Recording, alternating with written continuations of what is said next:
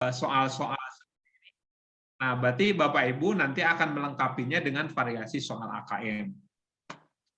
Berikutnya Pak Fahrudin. Nih, ini Pak Fahrudin sudah mendetail sekali setiap elemen dianalisis, ya. Konten huruf hijaiyah bersambung tidak muncul. Nah, ini menjadi temuan dari Pak Fahrudin untuk PAI kelas 2.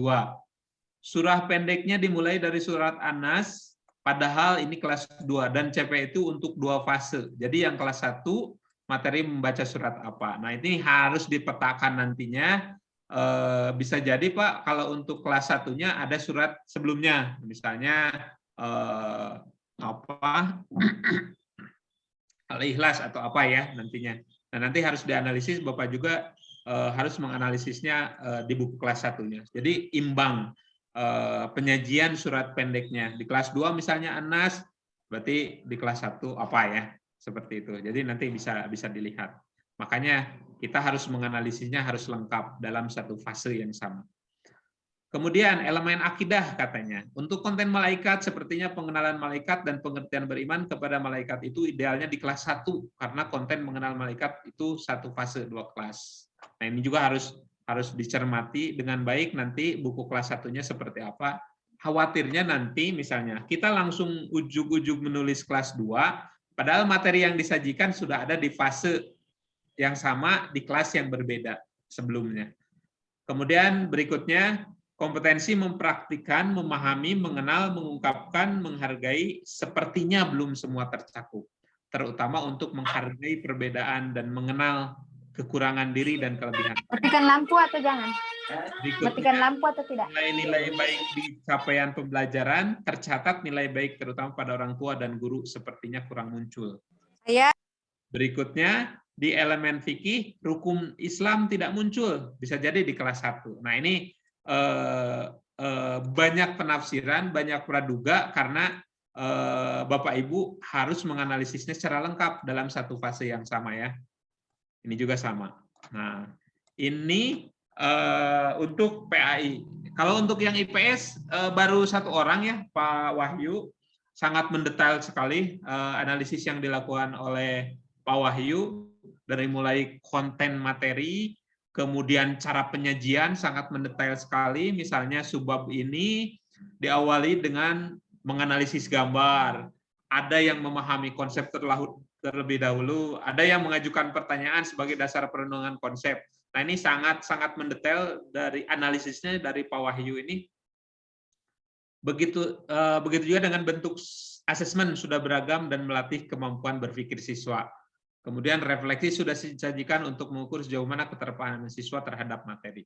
Tinggal nanti mungkin Pak Wahyu ketika menulis sosiologi kelas 11, Pak Wahyu harus nanti apakah nanti materinya itu diperdalam, apakah materinya itu diperluas, boleh misalnya cara penyajiannya diamati, ditiru.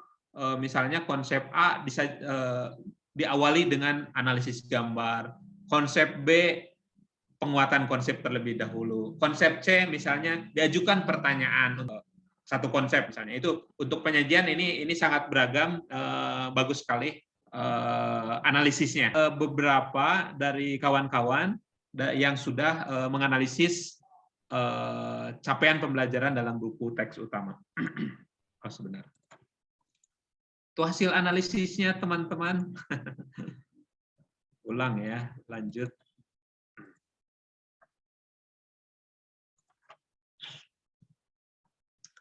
Nah, itu yang dilakukan teman-teman. Jadi,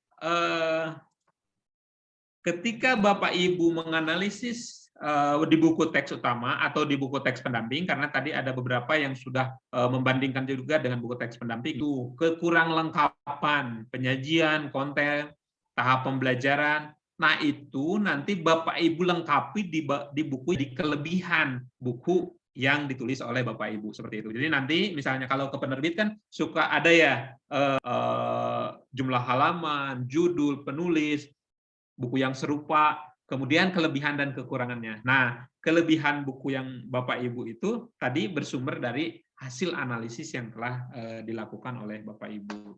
semua. Oke. Ini saya menyajikan contoh saja ya. Contoh saya nanti mungkin Pak Cucu dan Pak Derajat akan memberikan contoh mungkin ya sambil nanti di pertemuan selanjutnya yang MIPA. Kemudian nanti ada lagi contoh yang PAI sambil jalan saja mungkin ya. Mudah-mudahan ini bisa memahamkan sedikit terkait dengan hasil analisis. Saya menulis dengan Pak Denny menulis buku bahasa Indonesia fase D itu sama Bapak Ibu. Jadi saya menganalisis, saya Pak Denny menganalisis capaian pembelajaran yang ada di dalam apa yang dikeluarkan oleh BSKAP, kemudian nanti dianalisis buku teks utamanya seperti apa. Kalau ada buku teks pendampingan lain, Bapak Ibu bisa membandingkannya. Kebetulan dulu dengan Pak Denny belum ada ya untuk buku teks pendamping yang lain, jadi kita hanya menganalisis buku teks utamanya saja. Ini sebagai contoh saja ya. Saya melihat capaian pembelajaran di berbagai elemen di bahasa Indonesia kelas 7 ya, untuk fase D misalnya. Ini ada menyimak, kemudian membaca dan memirsa, berikutnya ada berbicara dan mempresentasikan, berikutnya ada menulis. Nah, kemarin sebelum menulis itu kita menganalisis. Apa gunanya menganalisis ini? Jadi Bapak Ibu, dalam penulisan buku teks pelajaran itu tidak serta-merta seperti halnya penulisan buku non-teks ya. Kalau buku non-teks itu kan asal ada yang berkaitan ya, topiknya misalnya. Oh, di bahasa Indonesia ada menulis, memahami misalnya kaidah kebahasaan. Ya sudah saja saya menulis buku non-teks pelajaran tentang misalnya ejaan bahasa Indonesia untuk SD misalnya. Itu kan bisa menjadi topik dalam penulisan buku non-teks pelajaran. Tapi ketika misalnya menulis buku teks pelajaran, semua aspek, semua misalnya sekarang capaian pembelajaran harus kita analisis dengan mendetail gitu. Tanpa kita analisis, arah penulisan buku teks nanti akan bias nantinya. Kemudian ini kan arahannya mudah-mudahan output nantinya menulis buku teks yang sesuai dengan standar yang diterbitkan oleh pemerintah. Karena teman-teman di sini, teman-teman fasilitator di sini telah berpengalaman, Pak Cucu, Pak Derajat, kemudian Pak Denny, menulis buku teks pelajaran yang sudah dinilaikan. Ketika kita sudah menilaikan buku teks pelajaran, itu tandanya telah terstandar, baik dari aspek penyajian, konten, materi, bahasa, dan hal-hal yang lainnya, sesuai dengan bahasan yang kita cermati pada pertemuan sebelumnya. Oke, ini elemennya ya. Nah, saya menganalisis terlebih dahulu bagaimana konten materi di buku teks utama. Seperti Bapak Ibu lah lakukan. Ini pengalaman saya sebelumnya menganalisis. Jadi konten materi saya analisis. Oh, di kelas 7 itu konten materinya ada teks deskripsi, ada teks cerita fantasi dan puisi rakyat, ada teks prosedur, ada teks berita, ada teks tanggapan, ada teks surat. Kemudian ini saya tambahkan, kalau dulu saya belum analisis kelas 8, sekarang sudah ada kelas 8, berarti kita dapat mengetahui nih konten materi di buku teks utama. Oh, ada teks laporan hasil observasi, ada iklan, slogan, poster, ada artikel ilmiah populer, ada teks ulasan, ada teks puisi, ada teks pidato. Manfaat kita menganalisis konten materi, ini kan kita harus, Bapak Ibu kan masih ingat ya, bahwa nanti buku teks pendamping itu adalah upaya pendalaman. Jadi mendalami, memperluas, tapi konten materinya bisa jadi sama, tapi nanti tingkat pendalaman dan keluasannya sangat berbeda seperti itu. Atau ada variasi bentuk penyajian yang lainnya seperti itu. Nah, saya menganalisis konten materinya dulu nih di buku teks utama seperti ini. Ini karena dulu pas menulis itu belum ada teks pendamping yang lain yang bisa dianalisis. Kalau Bapak Ibu sekarang sangat mudah sekali karena sudah banyak buku teks pendamping yang sudah beredar di toko buku di masyarakat. Nah, saya menganalisis seperti ini, Bapak Ibu. Tujuan pembelajaran yang dikembangkan menjadi indikator materi setiap kegiatan di buku teks utama sudah sesuai dengan CP. Ya, saya menganalisisnya seperti itu. Jadi ketercapaian materi di dalam capaian pembelajaran sudah ada, sudah lengkap.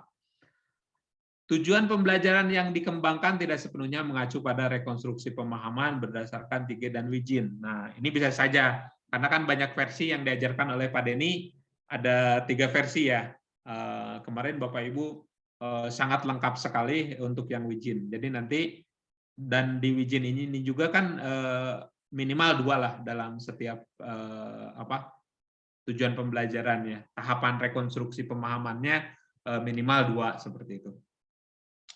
Kemudian penyajian elemen, ini yang bahasa Indonesia ya. Jadi nanti yang IPA, yang IPS, yang PAI nanti bisa disesuaikan.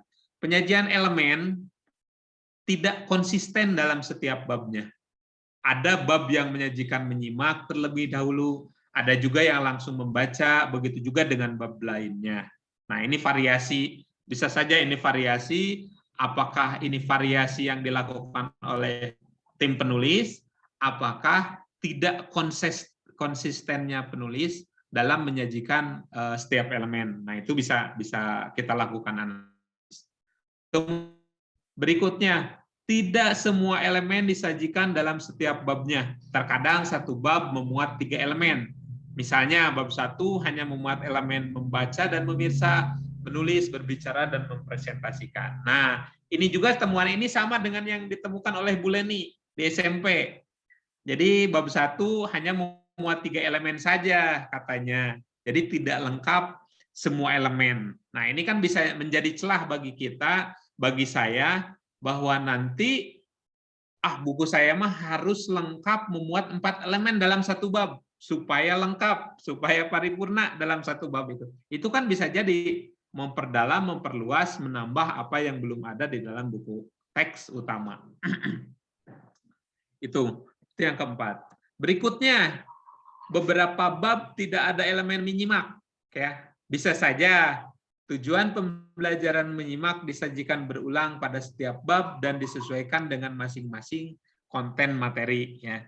Jadi di buku pemerintah, buku teks utama, kalau saya analisis, elemen menyimak di bab akhir, kalau tidak salah 4, 5, 6 itu tidak muncul atau misalnya terintegrasi dengan pembelajaran yang lain, elemen yang lain seperti itu. Jadi tidak terpisah. Oke, berikutnya tidak ada komponen pelengkap buku seperti tugas proyek, tugas portofolio, rangkuman, dan asesmen yang memiliki karakteristik AKM. Nah, di buku pemerintah belum ada tugas proyek, portofolio, rangkuman, asesmen. Ya, kalau untuk misalnya sekarang kelas 2, kelas 5, kelas 8, kelas 11 sudah mulai nih muncul ada asesmen di akhir buku. Jadi kalau di kelas 1, kalau saya lihat ya, hampir sama, kelas 1, kelas 4, kelas 7, kelas 10, itu dulu belum ada asesmennya. Nah, untuk kelas 2, kelas 5, kelas 8, kelas 11, sekarang sudah mulai muncul nih asesmen yang ditulis, misalnya disajikan dalam buku teks utama, meskipun masih dalam yang terbatas, misalnya asesmen ada 5 pertanyaan di belakangnya berupa uraian atau esai seperti itu. Hasil analisis berikutnya, penyajian elemen pemirsa belum konsisten misalnya ya. Berikutnya, elemen menyimak, misalnya tadi sudah saya informasikan, elemen menyimak dalam bab 4, 5, 6 tidak tersedia secara khusus, masih bercampur atau terintegrasi dalam beragam kegiatan. Nah, ini yang saya analisis Bapak Ibu dari buku teks utama. Ini hampir serupa dengan hasil analisis yang dilakukan oleh Bapak Ibu tadi, ya, yang sudah saya share tadi berupa rangkumannya. Tapi hasil analisisnya sangat mendalam dari Bapak Ibu terkait dengan elemen CP dalam buku teks utama. Berikutnya, nah ini, jadi ketika kita menemukan atau mendapat temuan kekurangan buku teks utama itu apa saja sih? Nah, nanti di buku yang saya tulis harus ada. Oke, misalnya ini yang saya diskusikan dengan Pak Denny ketika mau menulis buku SMP nih. Penyajian materi dalam setiap bab harus menyajikan secara lengkap 4 elemen. Ini yang saya lakukan di buku yang saya tulis ya. Jadi karena tadi misalnya di buku teks utama itu dalam setiap babnya hanya ada 3 elemen. Nah, saya menuliskannya dalam satu bab itu harus ada 4 elemen itu secara lengkap. Nah, itu kelebihan buku saya misalnya. Nah, Bapak Ibu juga nanti bisa seperti inilah. Apakah lengkap semua elemennya ataukah nanti memperdalam materi, memperluas materi yang ada di dalam buku teks utama. Yang kedua, di buku saya yang saya tulis itu harus misalnya memuat dan harus konsisten memuat 4 elemen dalam capaian pembelajarannya. Misalnya, ini yang saya lakukan ya, ini yang saya tulis. Saya harus mengurutkannya secara konsisten, bahwa subbab A itu harus elemen membaca dan memirsa, subbab B itu berbicara dan mempresentasikan, subbab C itu elemen menyimak, subbab D itu elemen menulis. Nah, ini yang saya lakukan. Kalau misalnya di buku pemerintah bervariasi beragam sesuai dengan sudut pandang penulisnya. Nah, bisa jadi kan sudut pandang saya dengan Pak Denny seperti ini, sudut pandang penulis buku teks utama seperti itu. Nah, itu kan bisa menjadi variasi ragam buku teks pelajaran, khususnya nanti di buku teks pendamping seperti itu. Jadi kita ada landasan. Kenapa sih harus ini dulu? Kenapa sih harus itu dulu? Kenapa sih harus memuat lengkap? Nah, itu jadi nanti bahan renungan, kemudian nanti peluru misalnya. Bapak Ibu misalnya penerbit A misalnya ya. Nah, nanti Kak biasanya kalau penulis selalu diminta untuk misalnya menjelaskan kurikulum, kemudian produk dan sebagainya ya. Nah, nanti Bapak Ibu bisa membedahnya seperti ini. Berikutnya, tujuan pembelajaran berdasarkan konstruksi pemahaman Wijin dapat disesuaikan. Bapak Ibu bisa lengkap 6 tahapan itu, dari mulai pemahaman sampai refleksi atau 4. Nah, ini nantinya disesuaikan dengan nanti kalau misalnya penerbit swastanya meminta misalnya buku bahasa 250 halaman, berarti ada beberapa hal nanti yang akan disesuaikan. Misalnya tidak semuanya konstruksi pemahaman Wijin itu di bawah semuanya, ataukah hanya 2 saja ya, seperti itu. Nah, ini nanti negosiasi dengan pihak penerbit nantinya, atau kita sudah mematok maksimal 250 halaman lah ya, seperti itu. Karena standar SMP seperti itu. Dulu juga batasan halaman, misalnya buku kelas SD tidak melebihi 250 halaman. Buku SMA tidak melebihi itu, SMA dipatok 300 halaman, SMA 150 sampai 175. Nah, ini karena pendamping dinyatakan lulus oleh Kemdikbud, HET, harga eceran tertinggi. Nah, sehingga nanti itu bisa menyesuaikan nantinya, karena ini lari ke perencanaan. Ketika 250 halaman disajikan dalam berwarna bisa mahal misalnya. Nah, ada juga misalnya ketika halamannya sudah agak terjangkau harganya, itu biasanya penerbit bisa. Nah, itu bisa jadi nanti materinya itu sesuaikan dengan jumlah halaman seperti itu. Berikutnya, buku yang saya tulis itu harus tujuan pembelajarannya yang diturunkan, misalnya menjadi subbab materi, bisa baik dalam konstruksi pemahaman Wijin maupun konstruksi pemahaman yang lain. Nah, itu bisa jadi subbab materi siswa. Misalnya aktivitas siswa 1 memahami informasi teks, menyimpulkan informasi teks laporan observasi dan seterusnya. Bapak Ibu turunkan dari CP bisa jadi menjadi indikator dalam subbab materi seperti itu.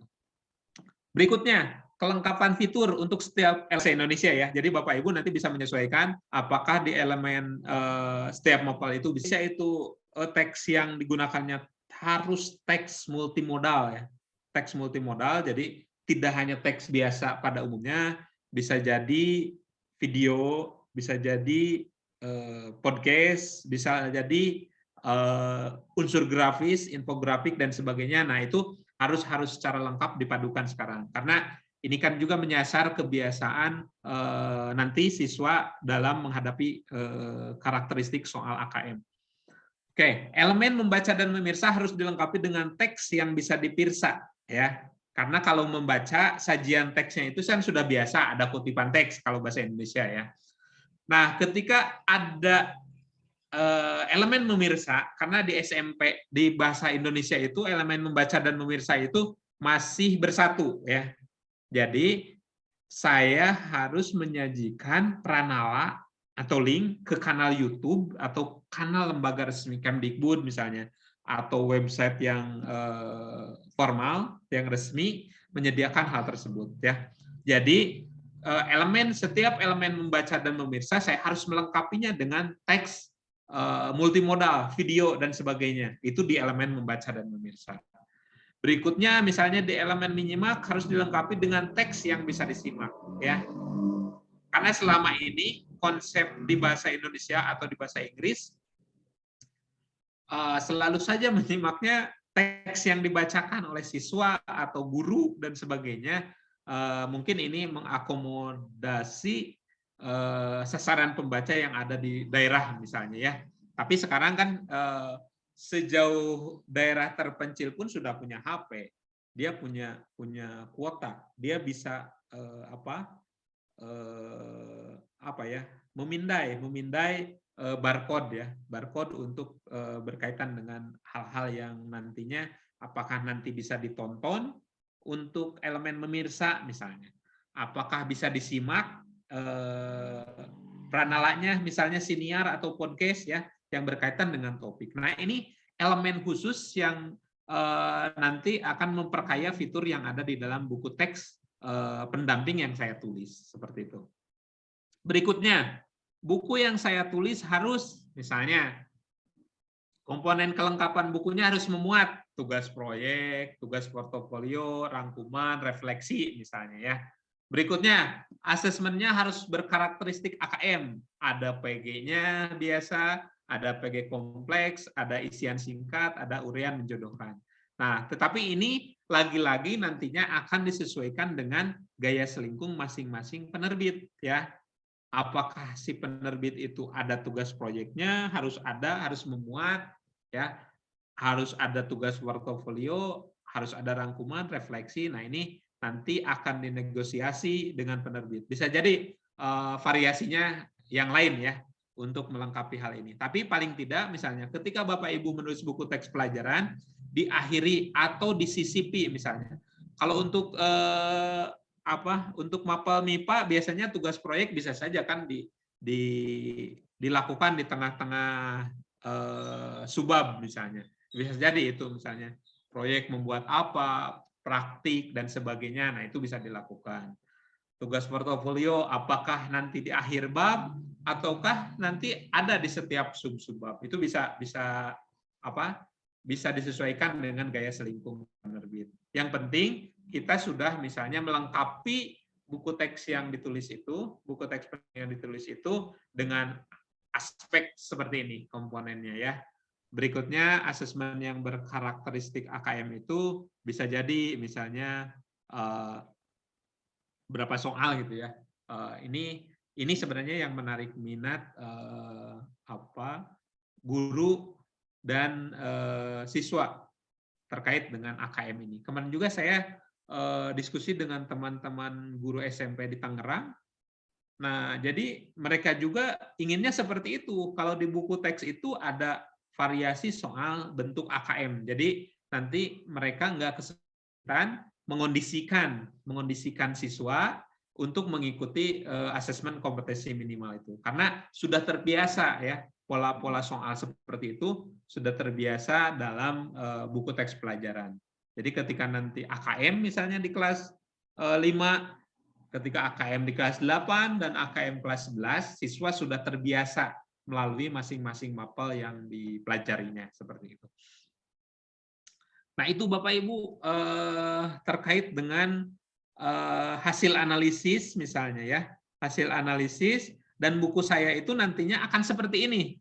Harus ada 1, 2, 3, 4, 5, 6, 7 yang harus dilengkapi dari buku teks pemerintah, buku teks utama. Berikutnya, nah mari kita bersama, apakah buku yang kita tulis itu sudah mengakomodasi hasil analisis yang telah dilakukan, ataukah hasil analisis yang sudah dilakukan sebelumnya itu tidak ada gunanya sama sekali, ya seperti itu.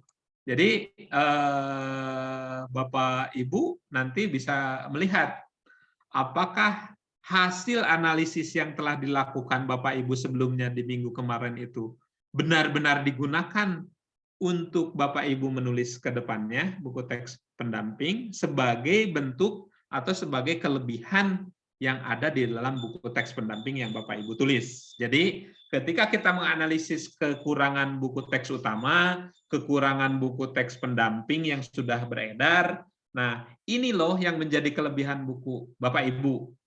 Nah itu akan sangat mudah nantinya bagi penerbit menerima naskah kita. Ini loh kelebihannya. Coba Bapak Ibu cek. Saya sudah membandingkannya dengan buku teks utama, saya sudah membandingkannya dengan buku teks pendamping yang lainnya, seperti itu. Jadi jangan sampai hasil analisis yang kita lakukan hari ini, ya hari-hari kemarin sebelum pertemuan ini tidak ada gunanya. Oke, kita coba ya. Kita coba cek, kita bongkar buku teks yang ditulis oleh saya dan Pak Denny ya, supaya sinkron gitu. Pak Denny mah mengajarkan teorinya saja, apa ya Denny mengajarkan teorinya saja. Nanti Pak Cucu mah hanya berteori saja misalnya. Nanti Pak Derajat mah hanya teorinya saja. Nah, kita coba cek sama-sama ya. Ini saya pinjam layout pertama di buku yang sudah saya tulis dengan Pak Denny bareng-bareng ya. Oke, tadi katanya, oke, apa saja komponen dalam buku ini? Nah, ini yang saya tulis dengan Pak Denny. Ya meskipun ini masih contoh, ini kan ada watermark ya. Ini ada judul bab, samalah dengan buku pemerintah ya. Kemudian saya menuliskannya ada apersepsi ya, persepsi lah. Perangsa siswa terkait topik gambar yang berkaitan dengan materi setiap babnya. Nah, ini di dalam penulisan buku teks biasanya, apakah apersepsi ini menanyakan topik materi yang akan nanti ditulis, ataukah bisa jadi misalnya mengaitkannya dengan gambar ya, biasanya seperti itu. Jadi ketika nulis kita apersepsi, bisa menanyakan gambar, isi gambar, dan sebagainya, atau misalnya menanyakan topik materi yang akan disampaikan selanjutnya, misalnya dalam bab itu. Kemudian saya menambahkan tujuan pembelajaran. Nah, tujuan pembelajaran ini sebenarnya yang diturunkan dari CP itu. Jadi ketika Bapak Ibu menurunkan tujuan pembelajaran dari CP, nah ini akan jadi disampaikan di tujuan pembelajaran dalam setiap babnya. Ya, ini saya nulis tujuan pembelajaran di sini. Berikutnya, ini ada persiapan belajar. Nah, persiapan belajar. Bisa jadi misalnya di buku pemerintah itu pertanyaan pemantik ya, kalau tidak salah. Pertanyaan pemantik atau apa yang harus dilakukan oleh siswa sebelum mempelajari bab ini misalnya. Oke. Kemudian ada bagan alur pembelajaran. Nah, ini bagan alur pembelajarannya bisa macam-macam lah, Bapak Ibu. Apakah namanya nanti peta konsep, ada peta aktivitas, dan lain-lain lah, sesuai dengan nanti karakteristik atau gaya selengkung masing-masing penerbit. Kemudian ada tambahannya, harus ada kata kunci katanya. Nah, saya tambahkanlah kata kunci. Mudah kok Bapak Ibu menambahkan hal ini. Kemudian materi. Tadi kan hasil analisisnya harus disusun berdasarkan TP yang diturunkan dari CP tiap tiap elemen ya. Materi misalnya. Oke. Berikutnya komponen yang ada buku aktivitas siswa. Nah, aktivitas siswa nanti ada apalah namanya. Ini sesuai dengan masing-masing gaya selingkung penerbit. Kemudian Pranala untuk mendukung pembelajaran digital. Nah, misalnya tadi kan di aspek membaca dan memirsa, saya harus misalnya mencantumkan link atau Pranala ya ke YouTube misalnya, supaya nanti siswa bisa memirsa tontonan misalnya kaitan dengan misalnya ini ya, terkait dengan teks deskripsi tentang pegunungan misalnya. Nah, ini siswa harus bisa memirsa, ada yang berkaitan dengan teks yang disampaikan seperti itu. Misalnya di MIPA bisa jadi kan misalnya materi terkait dengan pertumbuh kembangan misalnya hewan dan sebagainya, bisa saja nanti ada videonya tentang perkembangan hewan apa gitu ya, kan banyak ya nanti berbagai hal terkait dengan aspek memirsa ya, menonton. Saya rasa untuk semuanya, untuk semua mapel, berbagai tontonan dan sebagainya yang mendukung pembelajaran ini bisa diintegrasikan. Kemudian siniar ya, podcast nih. Podcast juga disimpan juga linknya. Apakah nanti Bapak Ibu membuat video tersendiri yang sesuai dengan karakteristik siswa? Apakah bisa menyesuaikannya nanti dengan yang ada? Ataukah misalnya bisa dikaitkan dengan Pranala atau link yang ada di dalam situs-situs yang lainnya di Kemdikbud. Seperti itu. Udah ya. Aktivitas untuk mendukung literasi ini sebagai tambahan saja sih. Sebagai tambahan bahwa di setiap bab harus terlihat, meskipun literasi sudah membacalah bahasa Indonesia, tapi paling tidak nanti ada format khusus untuk misalnya membuat jurnal dan sebagainya. Nah, ini hanya sebagai tambahan saja. Berikutnya tugas proyek, tugas portofolio, rangkuman, refleksi, asesmen kompetensi itu sudah diakomodir dalam buku sesuai dengan hasil analisis tadi. Berikutnya lagi, oke, ini tadi, ini ya, ini yang saya turunkan CP masing-masing elemen. Jadi hal-hal seperti ini yang sudah dari tujuan pembelajaran sudah saya turunkan elemen ini menjadi tujuan pembelajaran. Nah, si tujuan pembelajaran yang diturunkan ini dari elemen membaca ini menjadi urutan indikator materi dalam setiap subbabnya ya. Misalnya ini menemukan informasi dan menyimpulkan gagasan dalam teks deskripsi. Ini untuk bab 1 kan ya. Teksnya saya ambil, konten materinya teks deskripsi. Nah, ini urutan-urutan ini yang saya turunkan dari elemen membaca dan memirsa, saya jadikan yang sebelah sini ini indikator materi ya. Materi subbab dalam setiap subbabnya. Misalnya subbab A itu membaca dan memirsa.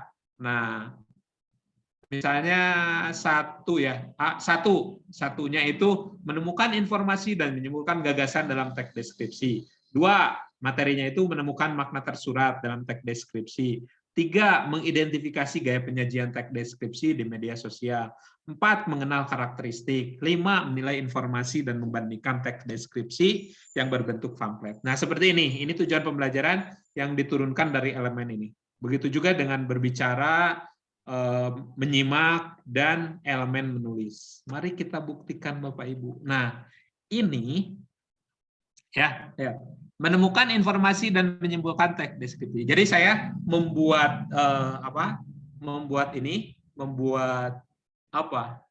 kerangka mungkin ya, atau menurunkan hal-hal seperti ini. Ini kan dari ini ya. Ini dari Dari ini yang turunan. Jadi Bapak Ibu kan sudah menurunkan CP ke tujuan pembelajaran. Ini nih, menemukan informasi dan menyimpulkan gagasan dalam teks deskripsi. Kita coba seperti ini. akhirnya apa hasilnya. Nah, ini kan sama ya, menemukan informasi dan menyimpulkan tes deskripsi. Ini untuk membaca dan memirsa misalnya ya. Kemudian gagas gaya penulisan teks deskripsi di media sosial. Berikutnya menemukan arti kata melalui kamus, mengenali gaya penyajian teks deskripsi, menilai informasi. Nah, ini dalam satu elemen. Tadi kan saya janjinya di buku saya itu harus elemennya berurut dalam setiap bab. Jadi subbab A-nya itu membaca dan memirsa, subbab B-nya itu berbicara dan mempresentasikan, subbab C-nya menyimak, subbab D-nya menulis. Ini nanti akan ditemukan hal yang sama dalam setiap babnya untuk menjaga konsistensi seperti itu. Nah, begitu kawan-kawan, Bapak Ibu, jadi kerja kemarin itu penugasan yang dilakukan oleh Pak Denny sebelumnya menganalisis CP, kemudian menurunkan ketujuan pembelajarannya. Nah, itu akan mengarah ke kerangkai nanti yang akan ditulis ya.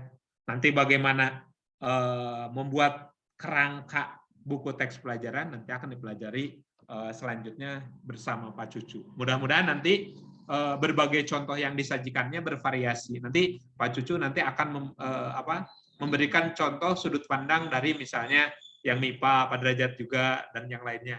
Ya, seperti itu. Begitu, sudah beres berarti, Bapak Ibu. Sekian, terima kasih. Assalamualaikum warahmatullahi wabarakatuh. Ya, waalaikumsalam warahmatullahi wabarakatuh. Terima kasih Pak Denny. Oke. Ya, ini kita tanya jawab atau lanjut? Boleh tanya jawab, baik Bapak Ibu. Silakan. Kalau misalnya ini kan sudah pada untuk yang ini ya, ruang kolaborasi, kemudian demonstrasi. Ini kan nanti akan dielaborasi lebih lanjut. Tanya jawab saja Bu, biar. Terima kasih Pak. Ini ada beberapa pertanyaan di kolom chat. Dari Pak Wahyu Yogi, izin bertanya Pak, ada di dalam materi konflik sosial diidentikan dengan konflik yang bersifat negatif. Jika saya nanti masukkan contoh konflik yang positif, apa boleh Pak? Konflik ya, konflik yang positif ya, boleh Pak. Jadi nanti melengkapi lah, misalnya di buku teks utama itu apa tadi yang konflik yang negatif ya. Sebentar. Nah, ya, konflik yang bersifat negatif misalnya. Nah, Bapak Ibu misalnya memberi contoh konflik yang positif sangat-sangat boleh, Bu. Pak. Atau keduanya misalnya konflik sosial yang bersifat negatif atau konflik sosial yang bersifat positif. Jadi keduanya melengkapi, Pak. Jadi yang negatifnya ada, yang positifnya ada. Nah, itu akan sangat memperdalam, akan sangat memperluas nantinya materi.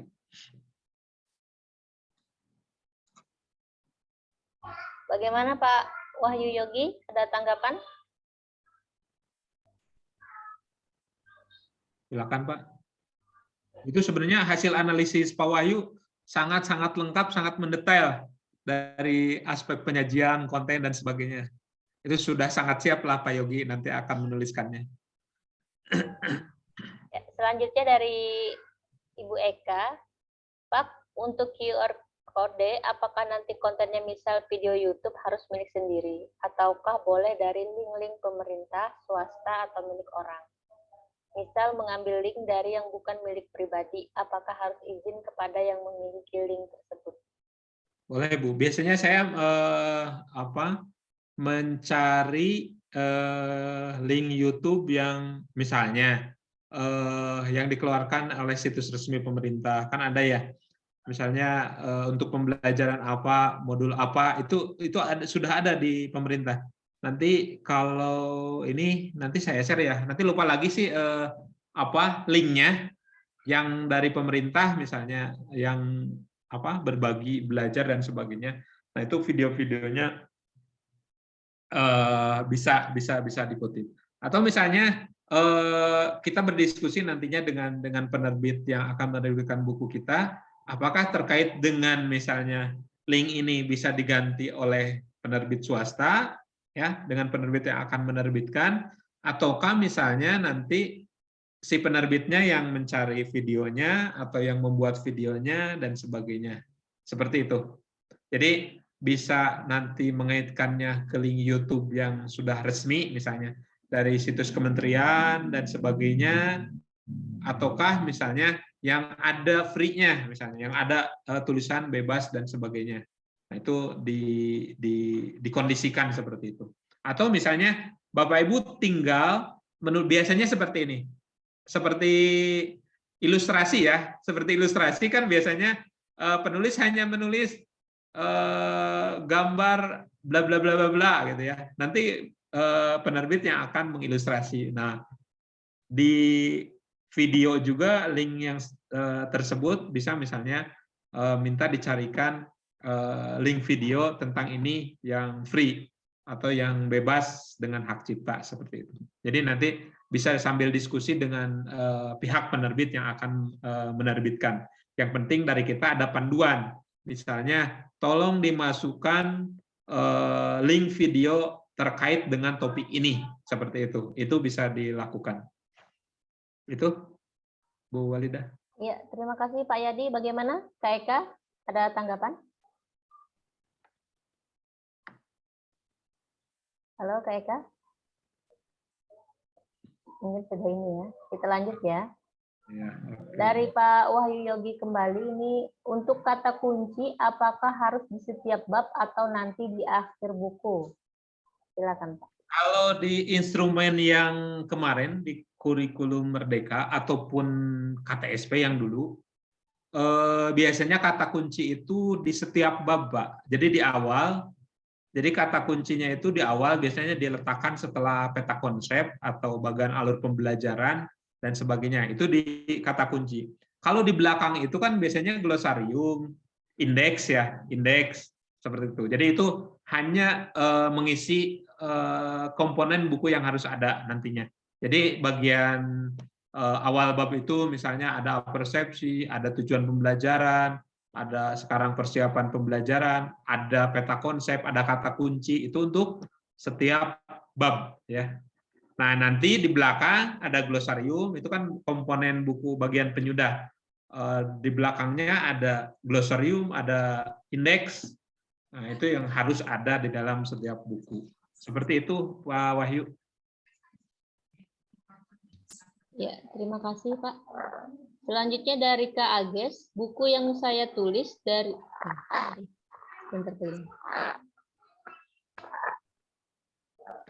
buku yang saya tulis dari buku Bapak, apakah bisa dipakai untuk jurusan MIPA? Yang mana, Bu? Bu Agesti. Yang mana, Kak Ages?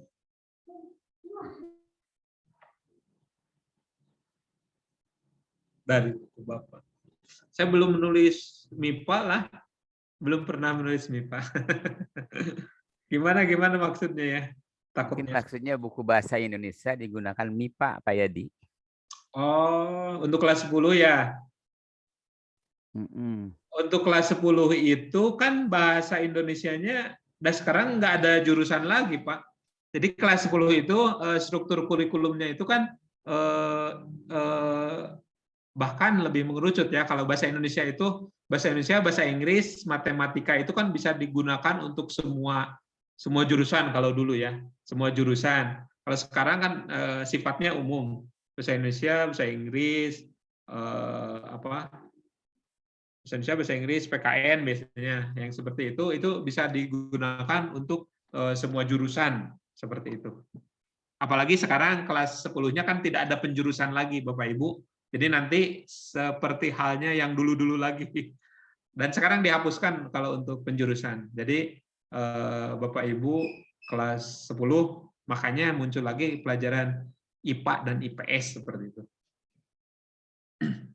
Itu mungkin Bu Agesti atau Pak Agesti ya.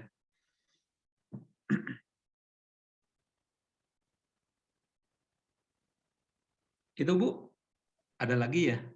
Bentar Pak, ini tadi tombol unmake saya hilang. Lanjut dari Kak Winda, tiap bab berapa jumlah soal ya, Pak? Nah, itu variasi Bapak Ibu. Kalau AKM, kalau saya biasanya menuliskannya untuk jenjang SMP atau SMA ya, 30 misalnya. Standarnya 30 dengan variasi AKM. Misalnya 30 soal, 30 soal, sebentar. Kalau untuk SMA 30 soal saya. 30 soal. Jadi standar AKM saja lah. 30 cukup untuk SMP dan SMA. Kalau untuk SD mungkin bisa disesuaikan apakah 20, apakah 15 mungkin ya. Kalau untuk yang kelas fase A, fase B, bisa saja Bapak Ibu merujuk ke yang AKM yang dikeluarkan oleh pemerintah. Jadi itu kan AKM itu dikeluarkan per fase ya. Untuk nanti rujukan AKM, rujukan soal di akhir bab itu, Bapak Ibu nanti bisa menyesuaikannya dengan AKM per fase yang dikeluarkan oleh Kemdikbud, Pusmenjar kalau dulu itu. Kalau sekarang mungkin BSKAP ya. Nah, nanti Bapak Ibu bisa merujuk ke sana. Jadi silakan cari rujukan AKM per fase, AKM dari Kemdikbud per fase. Jadi nanti AKM fase A, AKM fase B, ada fase C, fase D, seperti itu. Karena dulu pengeluaran AKM itu sudah sangat disesuaikan dengan fase-fase yang ada di kurikulum Merdeka. Ya, terima kasih Pak. Bagaimana Kak Winda? Ada tanggapan? Sudah jelas, terima kasih Pak Yadi. Ya. Selanjutnya dari Pak Harlis, izin bertanya Kang, di buku Bahasa Indonesia kelas 1 pemerintah elemennya tidak berurutan dan sering berulang dengan materi berbeda.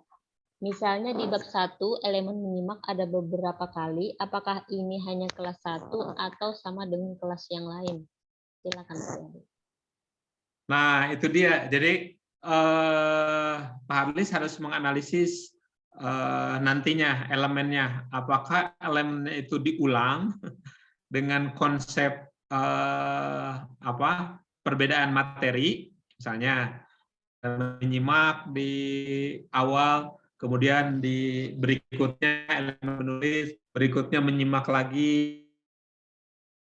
Nanti itu akan terlihat pola konsistensi yang pemerintah seperti apa.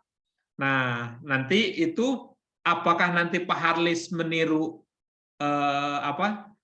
penyajian seperti itu, atau nanti Pak Harlis punya cara untuk mengajarkan bahasa Indonesia SD kelas 1 lebih baik seperti ini. Nah, itu yang nantinya akan menjadi kelebihan Bapak Ibu. Misalnya, saya yang di SMP, karena yang SMP itu kalau saya analisis seperti itu, ada yang berulang, ada yang misalnya tidak konsisten dan sebagainya. Misalnya tadi ada penyajiannya hanya 3 elemen dalam satu bab.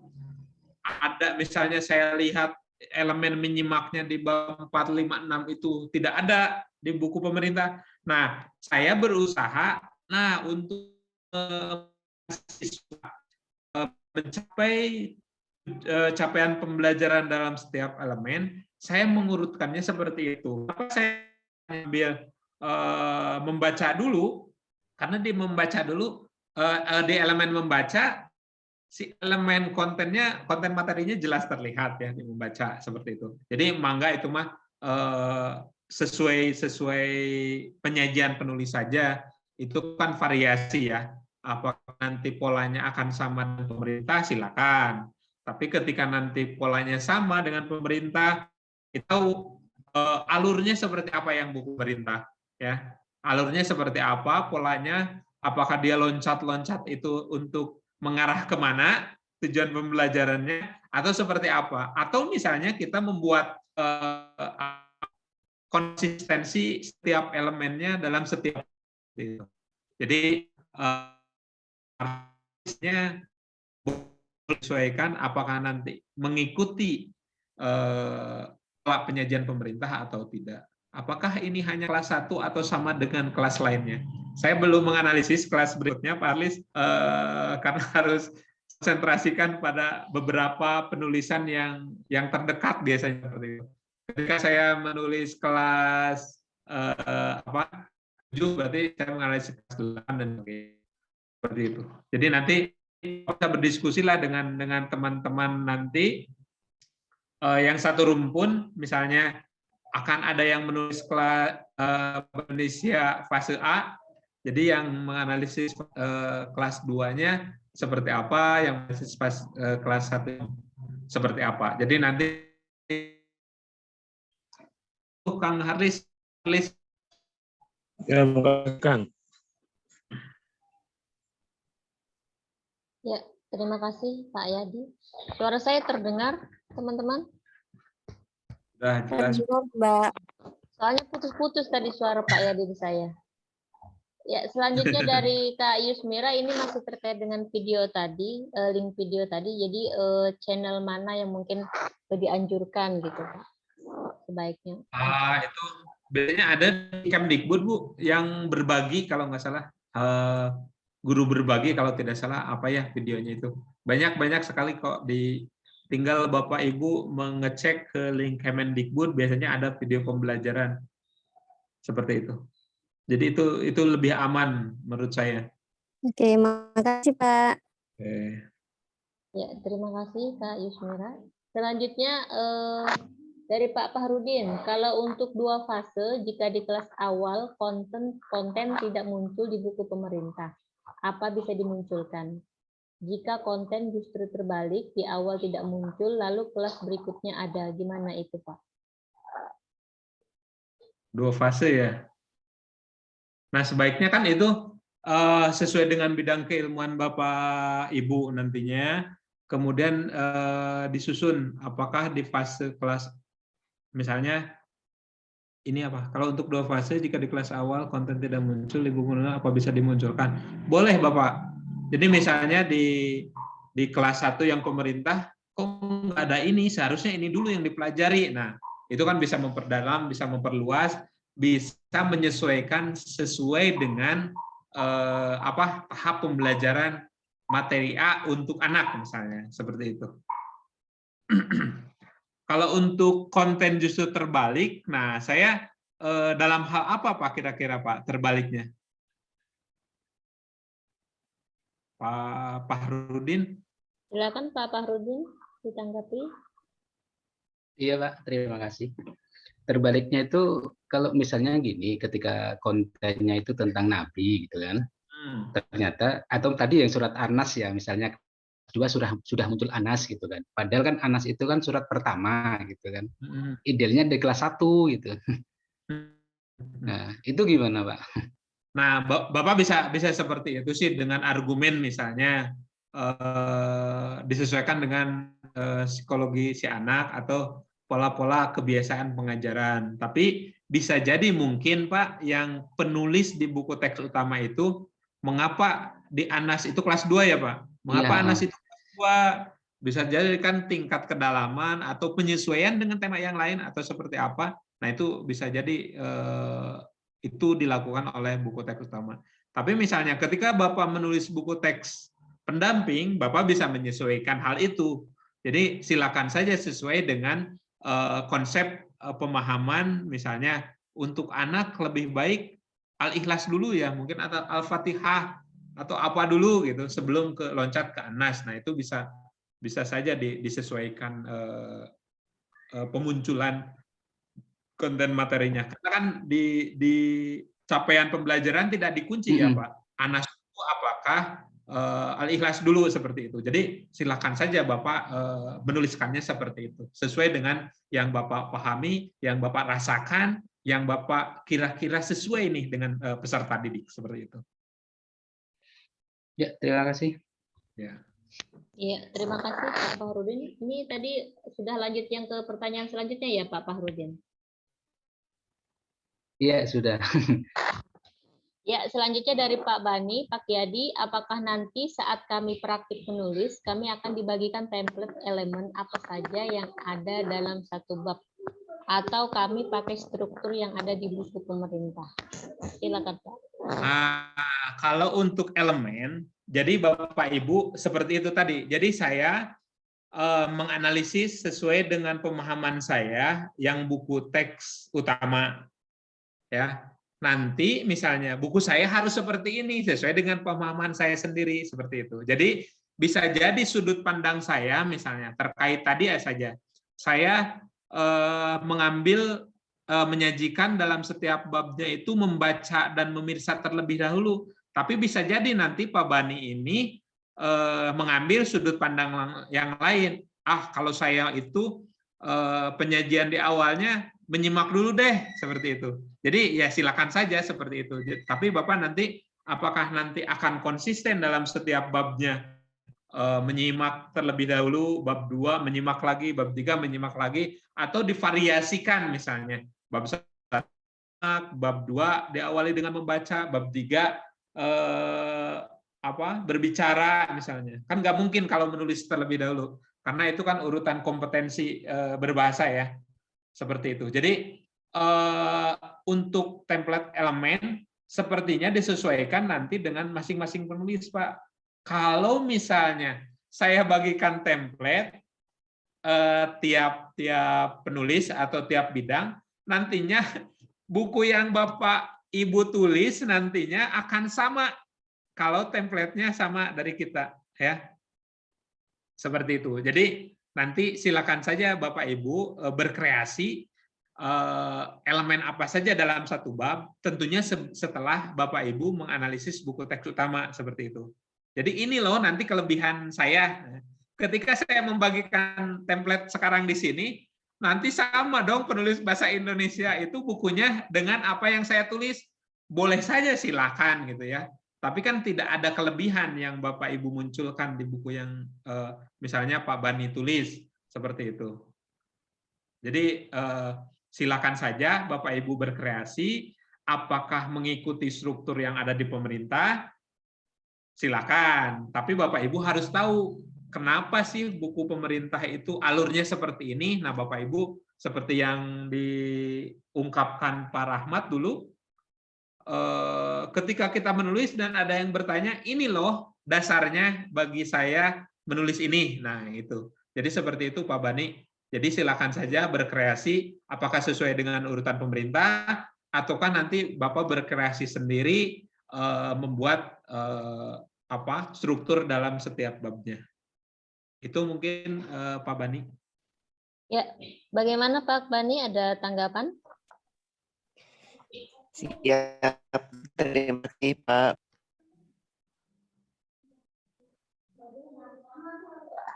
Ya. Pertanyaan selanjutnya Pak Yadi dari Kak Ika.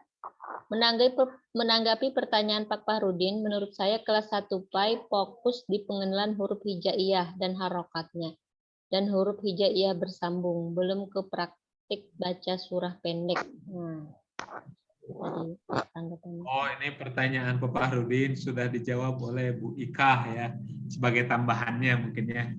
Nah, itulah pentingnya kolaborasi. Bisa saja kan sudut pandang Pak Fahrudin berfokus ke arah misalnya tahapan pembelajaran, tapi ketika dipandang Ibu Ika, oh ternyata kenapa surat An-Nas terlebih dahulu, atau misalnya kalau di kelas 1 katanya fokus di pengenalan huruf hijaiyah dan harokatnya dan huruf hijaiyah bersambung, belum ke praktik baca surah pendek. Nah itu masukan saja mungkin dari Bu Ika terkait dengan pertanyaan yang dilontarkan oleh Pak Fahrudin.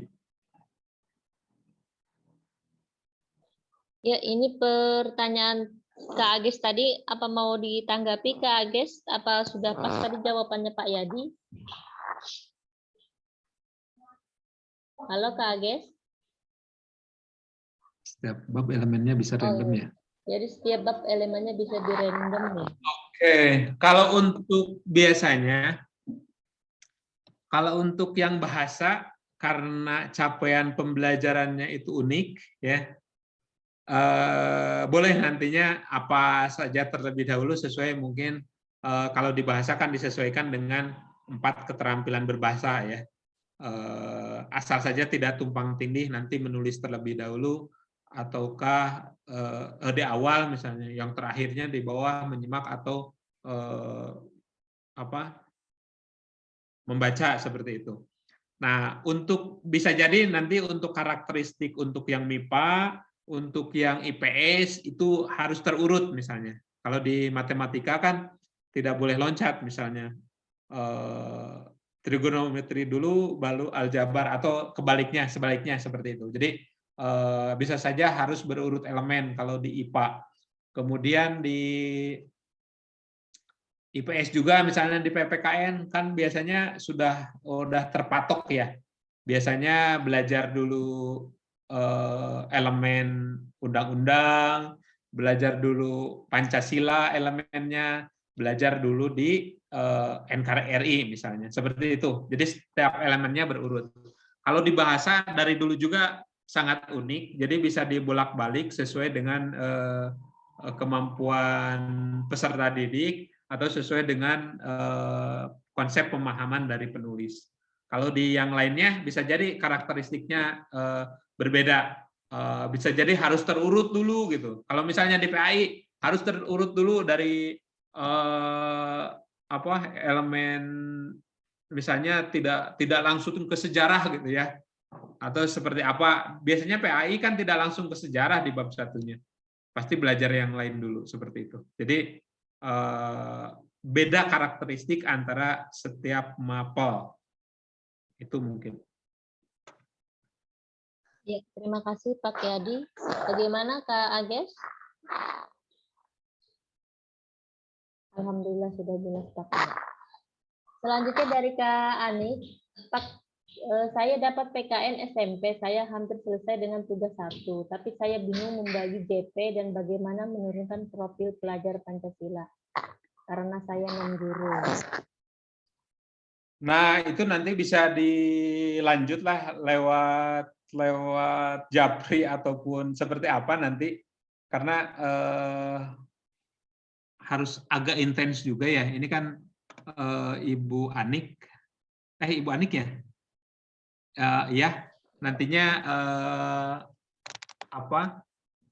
terkait dengan pembagian jam pelajaran. Kalau kan dulu profil pelajar Pancasila kan tidak ngambil jam pelajarannya dari materi seperti itu. Dulu sempat ditanyakan oleh Pak Rahmat ke Pak Denny ketika pembagian jam pelajaran.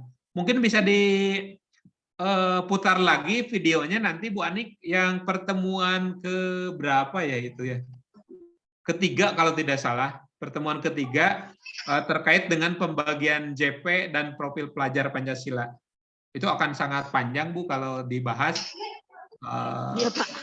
Seperti itu. Jadi nanti bisa Ibu putar ulang video yang pertemuan ketiga atau keempat lah, saya lupa, terkait dengan pembagian JP dan aspek-aspek lainnya profil pelajar Pancasila.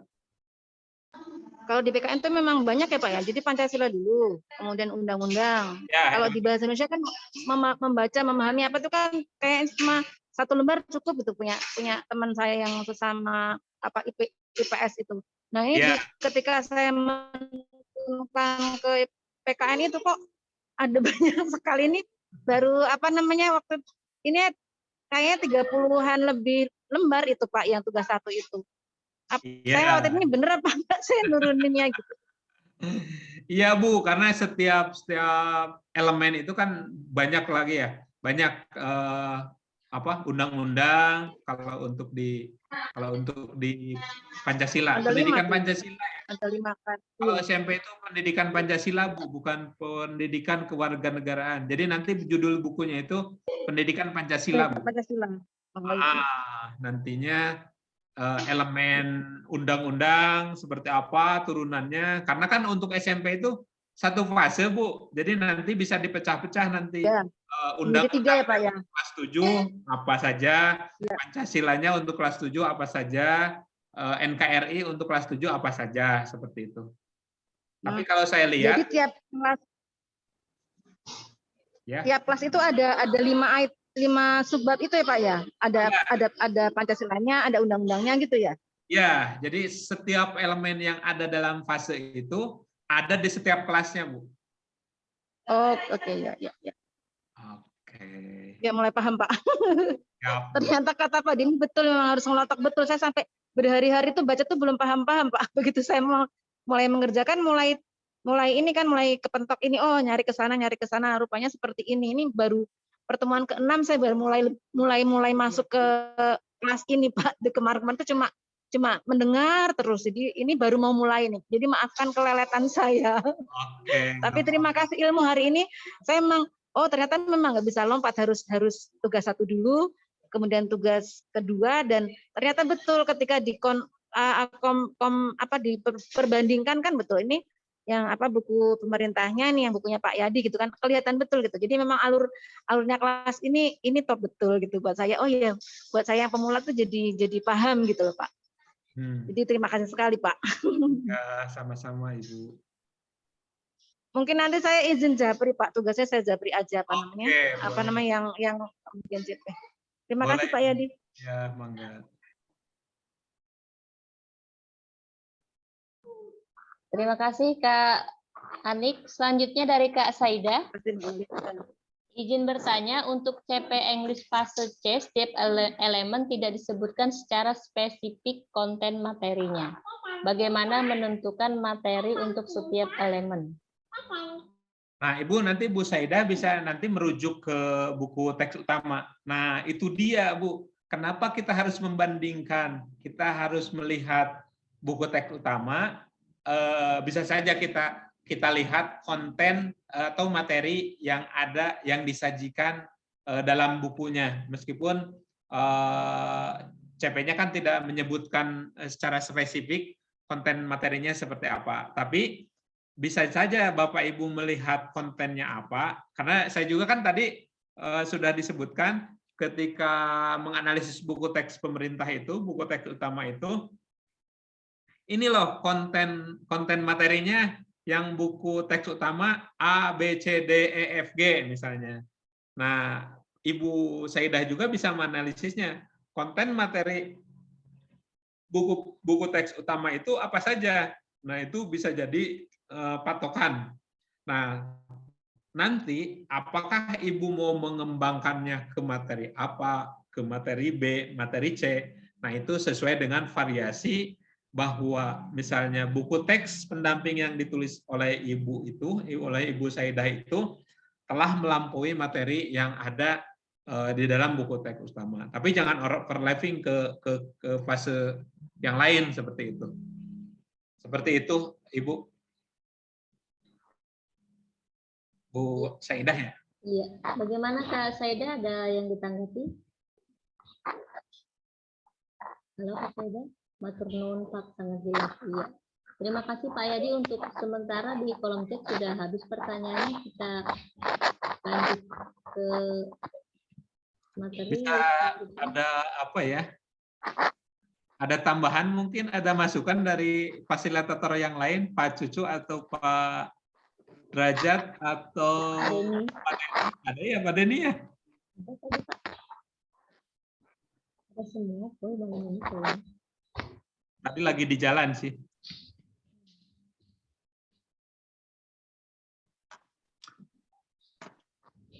Sudah jelas atau masih belum jelas? Atau kayak tadi Bu Ari?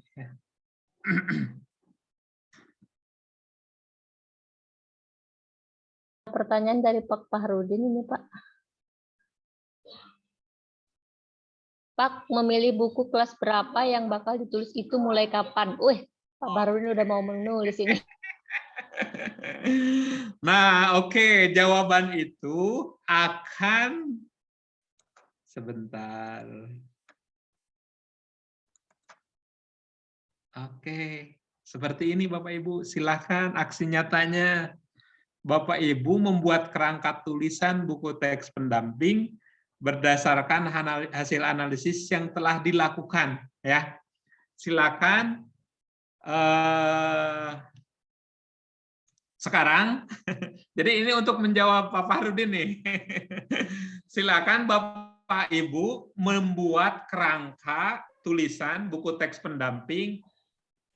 Jenjangnya silakan Bapak Ibu tentukan sendirilah, biar enak. Kalau ditentukan sama kami nanti mengeluh lagi, saya ini ya. Silakan Bapak Ibu tentukan apakah mau menulis buku fase A, kelas 1 dulu, apakah mau menulis kelas 4 fase B, apakah mau menulis kelas 7 fase E, apakah mau menulis kelas 10 fase E, apakah mau menulis kelas 11 fase F.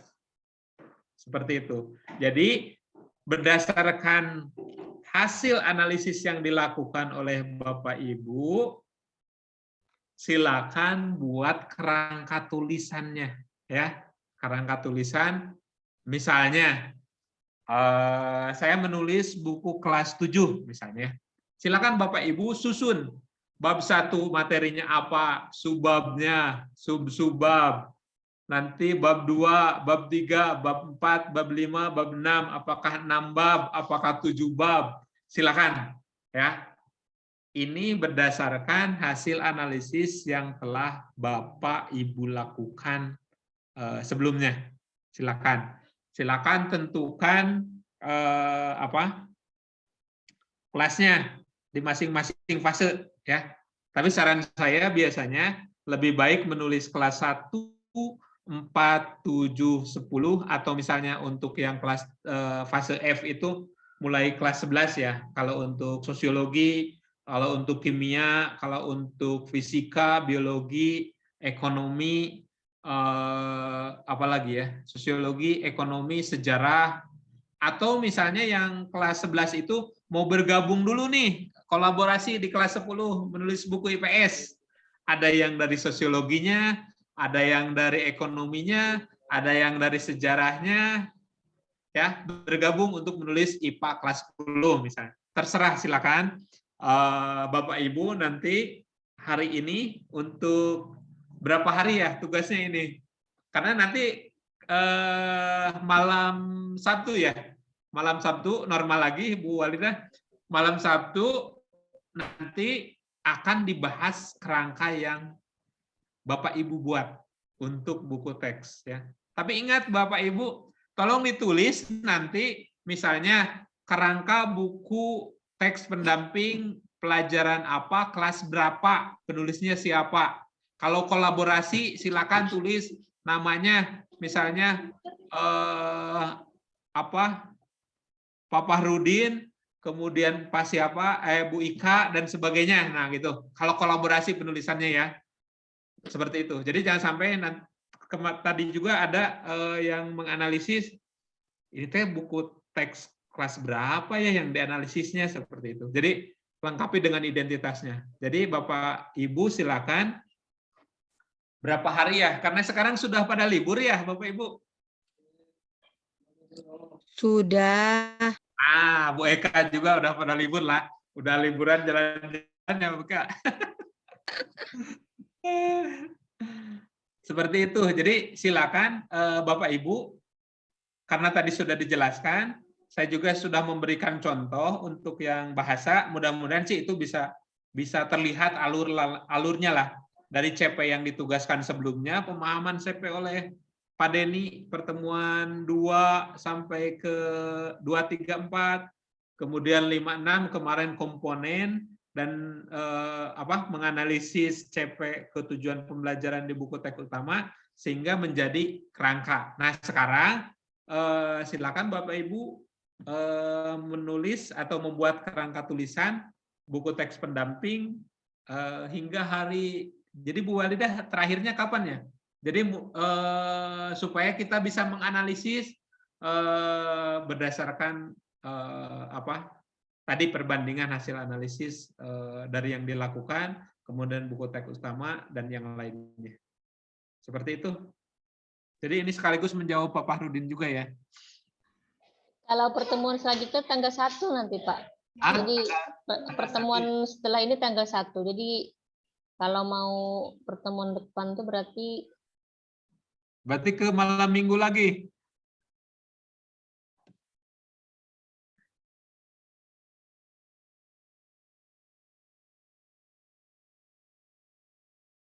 Tanggal 1 ya, berarti tanggal 30 harus sudah beres ya Bu, pembuatan kerangkanya.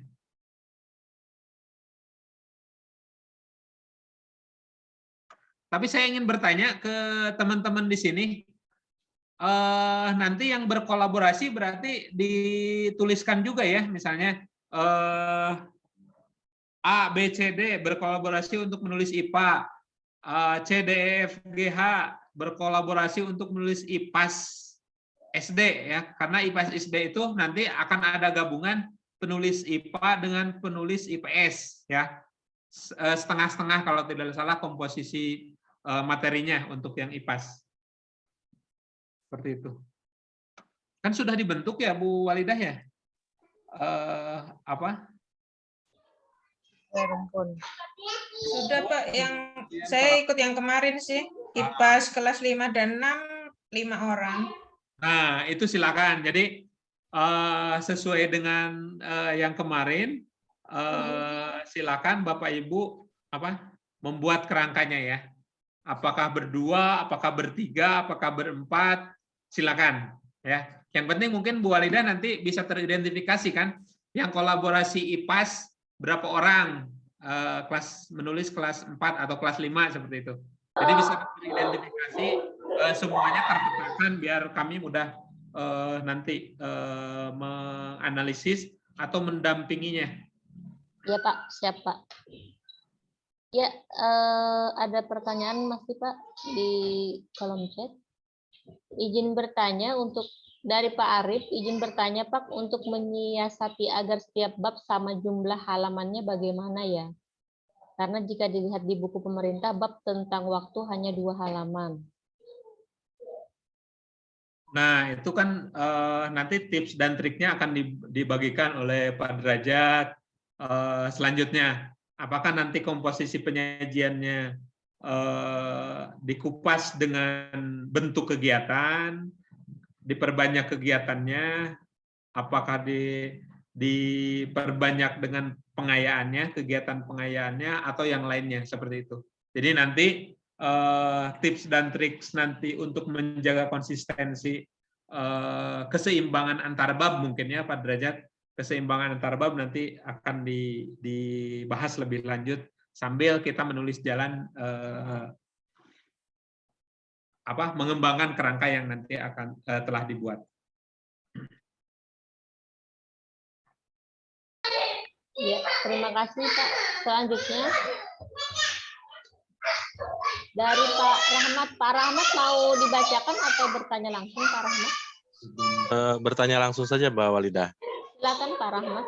Suaranya jelas Mbak Walidah? Sangat jelas. Gini Pak Yadi, untuk tugas minggu ini tentang kerangka itu, kita buatnya utuh satu buku atau kita buatnya per semester dulu Pak Yadi? Misalkan kan bahasa Indonesia itu kalau tidak salah 1 tahun itu 6 bab. Dihitung 1 semester berarti 3 bab. Atau langsung utuh satu buku atau bagaimana Pak Yadi? Nuhun, terima kasih. Lebih baik diutuhkan Pak, diutuhkan. Karena kalau tidak salah di kurikulum Merdeka itu tidak mengenal semester ya. Jadi lebih baik dalam 1 tahun, dalam 1 jenjang ya, diutuhkan pembuatan kerangkanya Pak, supaya nanti terlihat pemetaan dari awal hingga akhir penulisan yang akan dilakukan, seperti itu. Siap Pak Yadi, nuhun.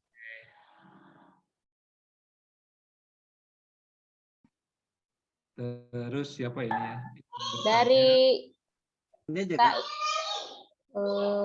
Kak Ages, Pak, kalau kolaborasi apakah akan seterusnya berkolaborasi? Misalnya IPA SMP ada 2 orang. Berarti bisa berkolaborasi hingga buku kelas 9. Boleh, silakan, tergantung kesepakatan antara 2 orang itu, Bu. Apakah nanti terus berkolaborasi ataukah pecah dan sebagainya. Tapi kalau menurut saya ya lebih baik berkolaborasi lah. Apakah nanti ganti-gantian kolaborasinya ataukah masih tetap dari kelas 7 sampai kelas 9, silakan. Seperti itu. Tapi biasanya kolaborasinya itu dilakukan dalam 1 fase. Kan nggak lucu Bu, nanti si buku yang dibelinya oleh siswa ya. Jadi kan biasanya kelas 7, kelas 8, kelas 9 penulisnya sama gitu, seperti itu. Jadi lebih baik nanti kolaborasinya tetap misalnya dari kelas 7 sampai kelas 9. Atau mangga saja sih Ibu mau pecah beda-beda tiap kelas, mangga. Kalau misalnya tetap lebih bagus seperti itu. Itu Bu Agisti. Ya, Kak Ages, bagaimana? Ada yang ditanggapi? Baik, Pak. Iya. Selanjutnya dari Kak Desinta, izin bertanya Pak, awalnya saya akan menulis buku fase F kelas 12 ekonomi. Untuk tugas kali ini mending saya buat kerangka kelas 11 saja ya, sesuai analisis yang sudah dibuat. Iya Bu, jadi biar tidak menganalisis 2 kali. Jadi kalau misalnya Ibu kemarin menulis kelas 11, ya mangga silakan membuat kerangka kelas 11. Kalau misalnya Ibu lakukan analisis kembali untuk kelas 12, ya silakan. Seperti itu. Jadi mangga silakanlah, itu mah bergantung enaknya Bapak Ibu nanti di dalam pengerjaannya.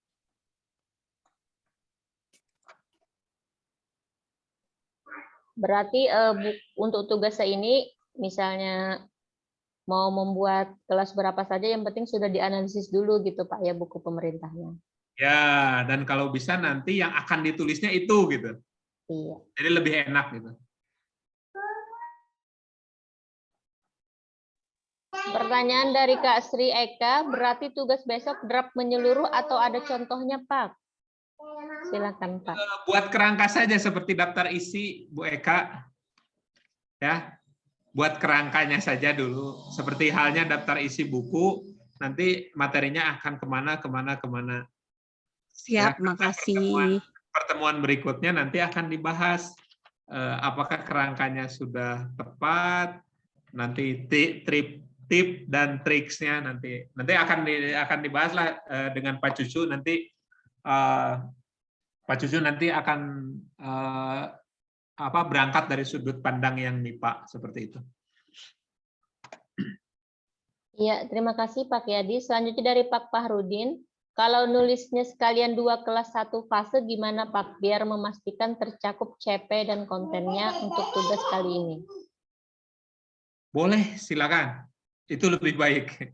Itu lebih baik, jadi tidak tumpang tindih. Jadi Bapak sudah memetakan membuat kerangka untuk 2 kelas dalam 1 fase misalnya. Itu lebih baik karena memudahkan nantinya terjaganya ketimpangan materi atau simpang siur atau tahap pembelajaran di setiap kelas materinya seperti itu. Terima kasih Pak Yadi. Ada Kak Sitatur ini ingin bertanya langsung. Silakan. Nah, ya ini Pak Yadi, di kelompok kami IPS itu kebetulan masing-masing semua Pak. Jadi IPAS PKN SD sendiri, PKN SMP sendiri. Nah, untuk tugas ini yang ketiga ini, apakah mungkin kalau saya sih coba dulu untuk membuat sendiri. Cuma nanti untuk yang istilahnya menulis sesungguhnya, nah nanti minta tolong dicarikan pendamping guru, karena saya kan non guru Pak. Cuma saya pengen bisa dulu untuk membuat seperti mulai awal alurnya sampai menjadi buku itu seperti apa. Nah, ini saya cek di kelompok itu masing-masing semua PKN SD, PKN SMP, SMA gitu, nggak ada yang bisa diajak barengan gitu loh. Ya. Gimana Pak solusinya Pak? Boleh Bu, sekarang untuk yang pembuatan kerangka silakan sendiri-sendiri supaya semuanya bisa membuat alurnya terlebih dahulu ya nanti. Jadi silakan saja boleh. Tadi kan pilihannya saya boleh individu silakan, boleh yang berkolaborasi silakan seperti itu. Jadi nanti akan dilihat hasilnya seperti apa. Apakah nanti akan dipadu-padankan oleh WIN nantinya terkait dengan kolaborasi ya.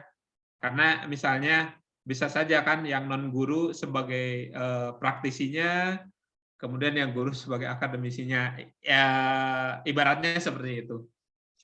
Jadi nanti mungkin setelah pembuatan kerangka mungkin akan dilihat lagi nantinya supaya nanti untuk padu-padankan, atau misalnya bisa saja oh sama saya sajalah misalnya seperti itu. Nanti bisa diskusi nanti di ruang WAG ya. Itu Bu Ani. Ya Pak, Kalau terima misalnya kasih. Pak. saya gabung sama IPS gitu, ini relate nggak Pak? Saya Fakultas Hukum. Masih relate nggak kalau misalnya gabung sama ini saya lihat di ini kan ada IPS gitu istilahnya. Oh, boleh Bu, silakan. Oke. Nanti ke IPS. Ke IPS. Masih mungkin ya Pak ya? Ya, silakan. Ya. Ya, makasih Pak. Sama-sama. Ya, terima kasih Kak Sitatur. Ini kalau dilihat dari waktu udah pas pukul 9, Pak. Jadi apakah ini masih boleh bertanya, tapi untuk sementara ini udah ini ya, udah habis. Untuk Kak Aan tadi udah ada ini pertanyaan di atas, Kak Aan, apakah kolaborasi ini terus sampai naskah utuh nantinya? Boleh sampai utuh. Misalnya Ibu sekarang memastikan saya nanti akan kolaborasi dengan ini, dengan ini, dengan ini. Silakan. Ataukah nanti mau individu, silakan. Itu bebas lah. Jangan terlalu dipaksakan gitu. Biar ibunya senang, bapaknya senang. Silakan. Yang penting nanti akan terjaga pola-pola tadi seperti tadi, penurunan tujuan pembelajaran dari CP, kemudian nanti mengarah ke indikator sehingga terskema ya, terstruktur penyajian materinya. Ya, terima kasih Pak Yadi. Itu tadi pertanyaan terakhir di kolom chat. Oke. Barangkali dari Pak Derajat atau dari Pak Cucu atau dari Pak Denny ada tambahan pengalaman dan sebagainya, silakan. Motivasi aja Kang Yadi. Ya, apa? Silakan Pak. Bismillahirrahmanirrahim. Assalamualaikum warahmatullahi wabarakatuh. Waalaikumsalam warahmatullahi wabarakatuh. Ya, alhamdulillah pengalaman yang 3 minggu belakang nih Kang Yadi, ini amat sangat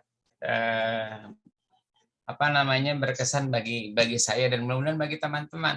Artinya ketika kami diamanahi menjadi tim editor dan penjuntingan, buku yang kami dapatkan itu mohon maaf sekali amat sangat kurang. Jadi teman-teman yang kita garap hari ini mudah-mudahan ke depan malah lebih leluasa.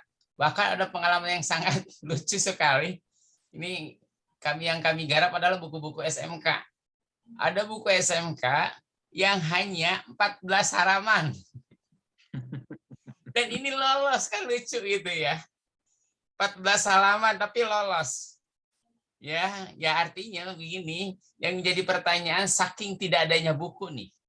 Saking tidak adanya buku di lapangan, ya yang akhirnya mau tidak mau pihak Pusbuk, Pusat Perbukuan mencari buku apa adanya dulu.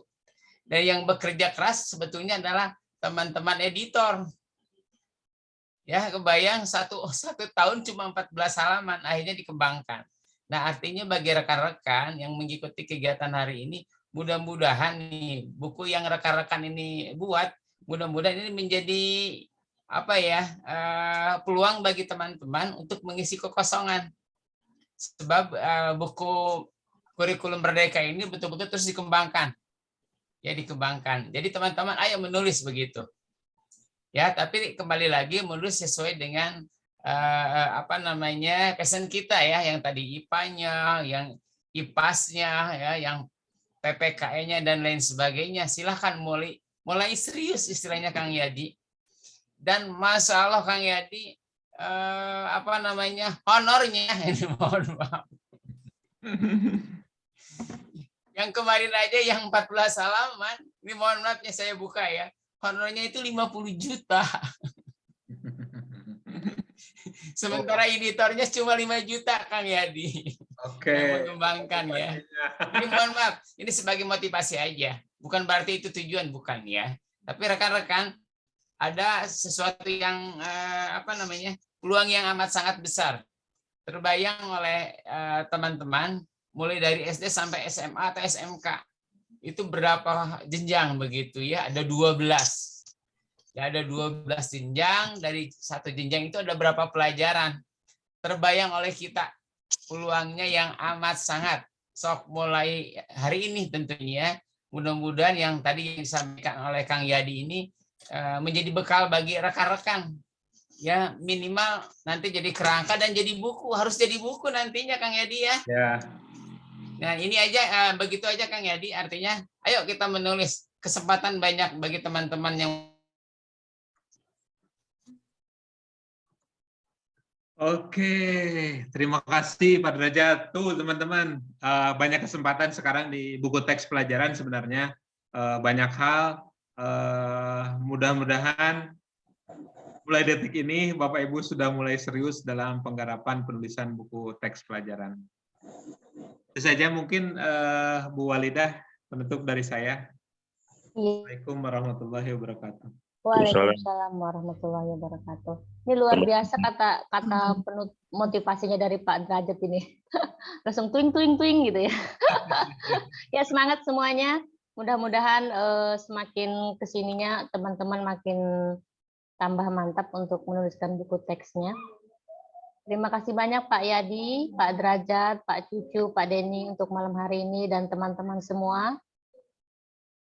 Mudah-mudahan kita sehat semua dan bisa terus belajar untuk bisa membuat buku teks yang terbaik. Amin amin ya rabbal alamin. Ya, saya ucapkan hamdalah alhamdulillahirabbil alamin. Dan terima kasih banyak semuanya. Wassalamualaikum warahmatullahi wabarakatuh. Waalaikumsalam. Terima kasih Kang. Terima kasih banyak Pak Yadi, Pak Derajat, Pak Cucu. Terima kasih Pak Yadi, Pak Derajat, Pak Cucu. Assalamualaikum. Tambah semangat tuh.